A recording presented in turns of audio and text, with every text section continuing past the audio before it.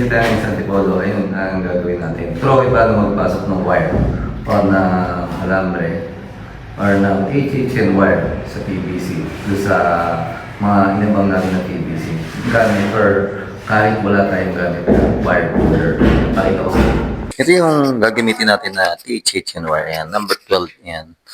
Yung green para sa ground, kasi yung babatakan natin yan is outlet. Yan yung mga inabang natin na utility box or tsaka mga PVC. Yan, papunta yun dito. Yan, ito kaya, dalawa yan. Isa niyan is 110, tapos isa 220 volts. Yun. Kasi yan, kulay white para sa neutral, tapos isang black para sa light. Yan, ang linya naman namin dito is line to line, kaya isang line 1, then isang line 2. Yan. Lahat yan, tatlong wire na yan. Ang size niyan is 3.5 or number 12. Ayan, kasi yun nga, outlet yung paggagamit natin. First natin gagawin, bago natin batakin or linya. Ito yung mga excess na PVC. Yan, tatanggalin natin yan, lilinisin man natin. Kaya ko yan pinapasobrahan ng ganyan kasi ito, pag yan putol na dito or cut, yung mga ito, pag nagpa-plastering, pwede itong pumasok sa loob ng PVC. Yan, kaya dapat gagawin natin, mas maganda yun nakatama siya na ganyan para, kasi minsan pag iatakpan natin ng papel, minsan natatanggal pag nagpa-plastering natin hindi may iwasan na matanggal yun. Lalo pag binubuli yung palitado or nirorodela na, yan. Then pag napasukan niya ng semento or kahit yung mga maliliit na bato, like yun, ganito lang, yan, nahihirapan na kayong papasukan siya ng wire. Kahit gumamit kayo minsan ng wire puller, lalo na tumigas na yung semento sa loob, mahirapan na kayo. Yan. Pero dito, hindi tayo gagamit ng wire puller or diretso wire na kasi bakit sa inyo paano mag-wiring.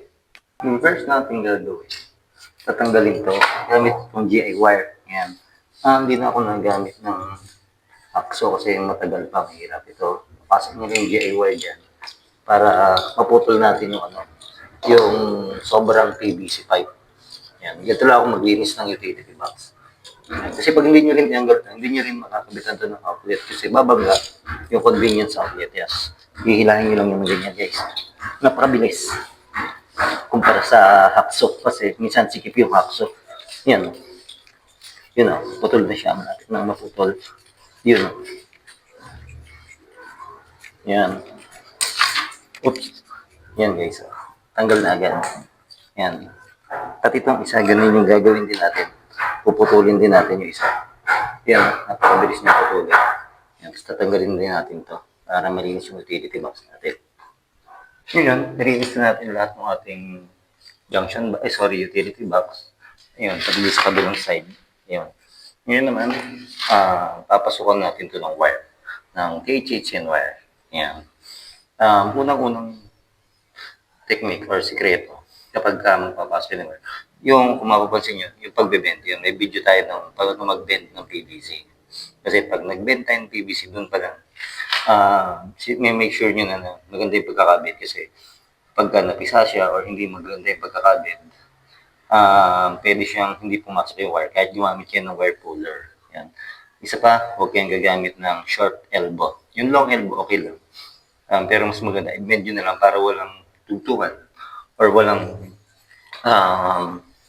obstacle na babanggaan siya. Yan, mas maganda. Pero yung mga short elbow, hindi pwedeng gamitin, hindi advisable. Kahit gumamit kayo ng wire puller, kahit samahan nyo siya ng GI wire, hindi kayo makakahila ng batak ng wire niyan or makakapasok ng wire. Kasi mahirapan kayo kasi yung pagkakabit niya, kumbaga, naka 90 degrees talaga. Ito yung binabanggit ko na long elbow. PVC long elbow. Yan, pwede itong gamitin. Pero yung short elbow, yung pagkakabed is nakaganon lang. Yung malilit na elbow, nakaganon. Yung pagkakabed niya, yun, hindi pwedeng gamitin yan. Pero ito, okay lang. Pero mas maganda, i-bend nyo pa rin para sure o dire-dire yung PVC. Next natin, itong wire natin na tatlo. Yan. Magpapantay-pantayin lang natin siya. Tapos, hindi ko siya i-bend or twist yung dulo. Basta ganyan lang, tapos lalagyan ko siya ng electrical tape. Yan, pakita ko yung paglalagay ng electrical tape sa kanya. Yan, ganito lang. Pagpapantay-pantay nyo yung tatlo. Then, saan din dulo? Yan, yung dulo ng electrical tape. Yun. Medyo lang to. Yan. Ito, make sure natin na kaya may electrical tape, sabay-sabay silang papasok or pantay-pantay siya. Papasok yung ating wire. Kasi minsan pag nauna ito, let's say itong black, then minsan may iwan yung green. Medyo mahirapan tayo magpasok. Kasi nagsisiksikan na sila. Ngayon, mas maganda ganyan. Sunod natin, yan. Pasok natin siya. Tapos itong mga bend na yan. Yan, napansin niya merong bend. Hindi siya tuwid. Yan, ayos niyo yan. Kasi, kapag hindi nyo inayos siya, gaya nito mga to, yan, nakabend ng konti. Pag mahaba na yung wire or malaki na yung papasok nyo na wire sa loob ng PVC, hihirapan na kayo itulak to. Yan. Yan. Yan. Pwedeng dahan-dahan lang. Pero kung smooth na smooth yung pagpapasok natin ng wire. Kasi maganda yung pagkakabend ng PVC.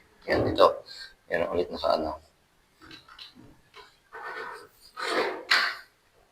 Yan.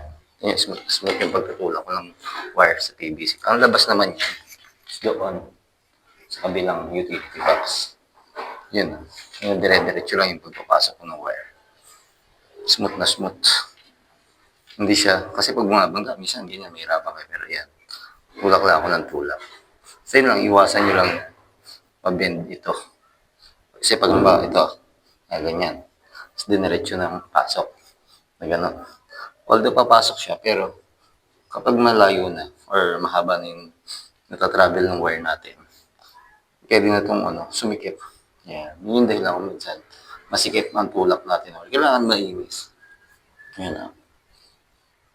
Yan, medyo mahaba na yung ipapasok natin. Kasi, yun, bumalik na. Yun na pala. Yun, lumabas na yung wire natin. Ito na, bilang dulo niya. Yun. Ayun na. Yes. Tampasan lang natin mga 6 inches para maganda pag-splice ng ating convenience outlet. Yan. So, yan. Ito na guys, yun. Okay din siya. Yun, sana nagkaroon kayo ng idea dito sa munting video na senior ko. Kung paano magpasok ng wire kahit walang wire puller guys. Maraming salamat. Stay safe and God bless po.